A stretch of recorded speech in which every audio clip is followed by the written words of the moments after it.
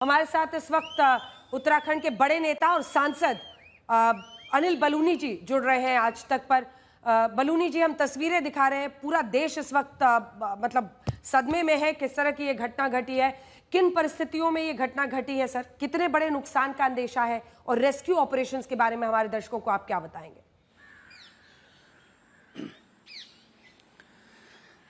देखिए, आप जिस तरह से आप अपने चैनल पे दिखा भी रहे हैं लगातार, और बड़े भयावह वीडियोस और विजुअल दिख रहे हैं, ये उत्तरकाशी का हमारा धराली बाजार के आसपास के इलाके के विजुअल है। और बहुत ही दुखद घटना हुई है जिस प्रकार से वहाँ एक क्लाउड बस्ट हुआ और उसके बाद पूरा मलबा नीचे की तरफ आया है। अभी लगातार जो हमारा जिला प्रशासन है, हमारा SDRF है, हमारे प्रशासन की सभी जो इकाइयाँ हैं वो एक्टिव है और वहाँ पर रेस्क्यू ऑपरेशन चल रहा है। भारत सरकार के द्वारा भी लगातार इस चीज़ में निगरानी की जा रही है। अभी कुछ समय पूर्व ही, कुछ मिनट के पूर्व ही हम लोग गढ़वाल के सांसद, जो वहाँ की स्थानीय सांसद है महारानी राजलक्ष्मी शाह जी, हम और त्रिवेंद्र सिंह रावत जी, हम तीनों लोग गृह मंत्री जी से भी मिले थे। गृह मंत्री जी द्वारा लगातार चीज़ों का समन्वय किया जा रहा है। उनके द्वारा बताया गया है कि SDRF के साथ साथ NDRF भी वहाँ मौके पे पहुँच रही है, आर्मी का एक कॉलम भी वहाँ पहुँच रहा है, ITBP के जवान भी वहाँ पर रेस्क्यू ऑपरेशन में लग गए हैं। 2 चिनूक हेलीकॉप्टर जो कि चंडीगढ़ में है, उसको स्टैंड बाई में रखा गया है वहाँ के लिए।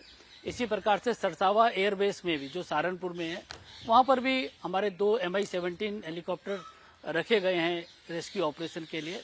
अभी एकदम बहुत शुरुआती जानकारियाँ जो मिल रही हैं उस जान माल की हानि की, अभी हम लोगों का पूरा जो फोकस है वो इस पर है कि कम से कम नुकसान हो, जिन लोगों को हम जीवित बचा सके वहाँ से उनको हो, इस तरह की तैयारी है।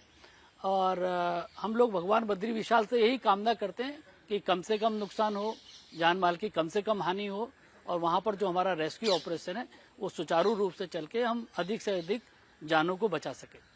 जी बलूनी जी, ये जो कल्प केदार मंदिर भी वहां पर है, अब 2013 में भी केदारनाथ में जो घटना ऐसे फ्लैश फ्लड की आई थी, अचानक बाढ़ वाली, उसके बाद जो परिस्थिति बनी थी वो अभी भी लोगों के जहन में दहशत की तरह है।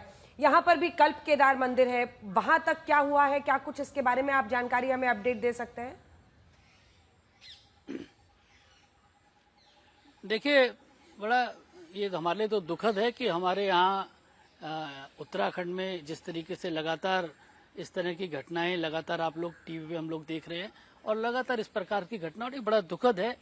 अभी भी वहाँ पर भी मौसम बहुत खराब है और पूरी तरीके से जो हम लोगों के पास जानकारी है वो अभी जो आ रही हैं वो धीरे धीरे आ रही हैं, और आसपास कहाँ का कितना नुकसान हुआ है, अभी जिस प्रकार से धराली बाजार का आप लोगों ने दृश्य हम लोग सब देख रहे हैं, लेकिन आसपास कहाँ कहाँ और हुआ है उसका भी आकलन किया जा रहा है। जहाँ पर भी अन्य जगहों पर भी सुना है कि कुछ छुटपुट घटनाएं कहीं कहीं पर और भी जगह पर हुई हैं, ऊपर पहाड़ों पे अलग अलग जगहों पर। मेरे यहाँ जो गढ़वाल कॉन्स्टिट्यूंसी, वहाँ पर भी कुछ इस तरह की जानकारी है कि जहाँ अतिवृष्टि हो रही है। तो सब जगह को जानकारी को एकत्रित किया जा रहा है और हर जगह हमारा रेस्क्यू ऑपरेशन भी चल रहा है, हमारा प्रशासनिक इकाइयाँ भी काम कर रही है। माननीय मुख्यमंत्री जी भी वहाँ पहुँच के और हर चीज़ों को निगरानी कर रहे हैं। मुझे लगता है कि आने वाले कुछ समय के बाद हम आपको जो नुकसान है उसकी जानकारी भी दे पाएंगे, और जो हमारा रेस्क्यू ऑपरेशन किस प्रकार से कितनी हम लोगों को बचा पाएंगे उसकी जानकारी भी आने वाले समय में, कुछ ही समय में हम आपको दे पाएंगे। अनिल जी, एक आखिरी सवाल है मेरा। देखिए, मुख्यमंत्री आप ही के हैं, आप ही की पार्टी के हैं, लेकिन ये सवाल तो बनता है ना सर कि 2013 के बाद भी मुख्यमंत्री साहब कर क्या रहे हैं वहां पर? क्योंकि तब भी ये रिपोर्ट आई थी कि आपको टूरिस्ट कितने आ रहे हैं उसको कंट्रोल करने की जरूरत है।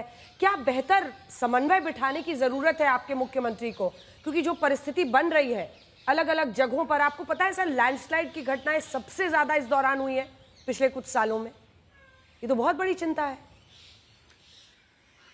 देखिए अंजना जी, क्या ये तो प्राकृतिक आपदा है, और हम जो पहाड़ के लोग हैं वहाँ पर इस प्रकार की घटनाएं जिस तरह से हो रही है, हम सबको भी अपने आकलन करने की जरूरत है कि अपने आने वाले समय में अपने जीवन के क्या क्या आकलन, अपनी जो लाइफ स्टाइल है उसमें क्या परिवर्तन करना चाहिए। हम लगातार इन चीज़ों पे अध्ययन भी कर रहे हैं कि किस तरह से पहाड़ में पर्यटन हो, तीर्थाटन हो, उसमें किस प्रकार से उसमें बदलाव किया जाए, और बहुत कुछ किया गया है। निश्चित तौर पे और भी कुछ आगे जो करने की है, इनसे सबक लेके हम लोग आगे उसको और भी ठीक करेंगे। लेकिन इस वक्त हमारा फोकस अंजना जी केवल इस बात पर है कि कितने लोग फंसे हैं, उनकी कम से कम हानि कैसे हो। इस वक्त हमारा पूरा फोकस हमारी राज्य प्रशासन का, हमारी एसडीआरएफ का, एनडीआरएफ का, हमारा फोकस केवल इस बात पर है कि हम वहां पर रेस्क्यू ऑपरेशन अच्छी तरह सफलता के साथ चलाएं। इस वक्त हमारा सारा दृष्टिकोण इसी पर है। ठीक है अनिल जी, आगे कोई भी जानकारी इस बाबत मिलेगी हम आपसे लेंगे। बहुत बहुत धन्यवाद आपका अनिल बलूनी जी।